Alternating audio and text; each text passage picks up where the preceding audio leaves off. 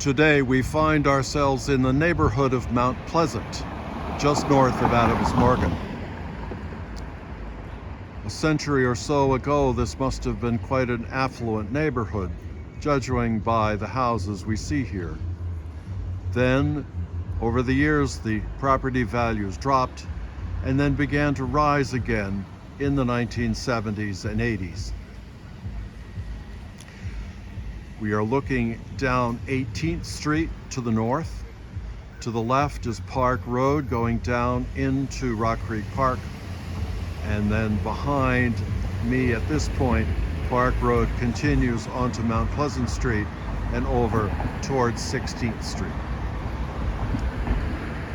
Today, the whole church celebrates the memorial of St. Padre Pio, an Italian Capuchin friar and priest who died in 1968 and who was beatified in 1999 and canonized in 2002 by John Paul II. In certain parts of Catholicism, he is much revered for his holiness that touched many people during his life, and now afterwards through his intercession for people who suffer. In his lifetime, he received mysterious wounds in his palms, feet, and side, wounds that mirrored Jesus's. Throughout his life, these wounds never healed, nor did they bleed. They were known as the Stigmata, the plural of the word stigma,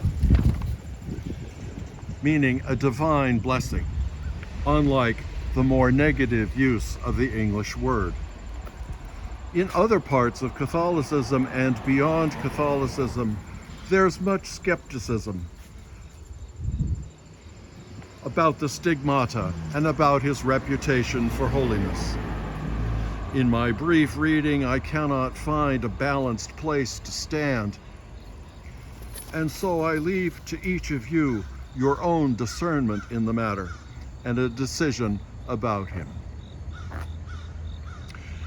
Perhaps one might say, as does our first reading from Ecclesiastes, that there is a season, a time for everything under heaven, including particular saints who speak to us or who do not, or times of our lives when one saint or another, one prayer or another, one scripture text or another speaks to us or does not.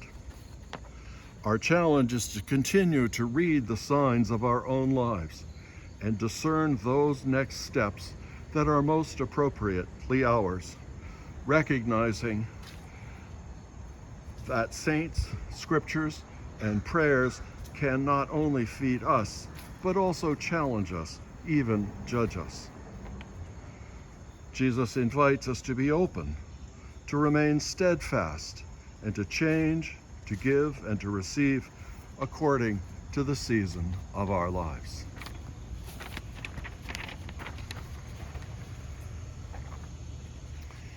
The gospel text for today opens by saying, "Once when Jesus was praying in solitude, and the disciples were with him, he asked them, 'Who do the crowds say that I am?'" In the solitude, questions and even doubts and fears arose in Jesus' mind, and he sought reassurance from those around him. Same for us. Given even a little solitude, all sorts of questions arise about ourselves, where we find ourselves in this season of our lives, and what challenges present themselves to us. In the solitude, these reflections can become overwhelming and spill over into our active lives, causing us much distress. The discernment process is a challenge, and trusted human companions can provide crucial support. And we must pray. Our psalm text for today, from Psalm 144, is encouraging, but even better is the very opening of the psalm. text I used as the psalm when I was saying Mass for members of the University of Michigan football team, especially on a day when we faced a major rival like Ohio State or Michigan State. Praise be the Lord my rock, who trains my hands for war, my fingers for battle. He is my loving God and my fortress, my stronghold and my deliverer, my shield in whom I take refuge, who subdues people under me. Prayer with such words, said with great feeling, must undergird our discernment and our efforts if we are to be able to persevere and to continue to serve God and God's people.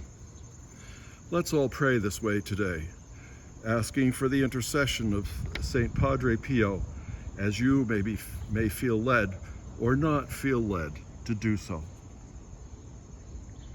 I conclude by noting that I owned one of these townhouses in the 1980s when I still worked for the U.S. government before I was a Catholic and before I was a Jesuit. It was a place of great joy and great satisfaction to me.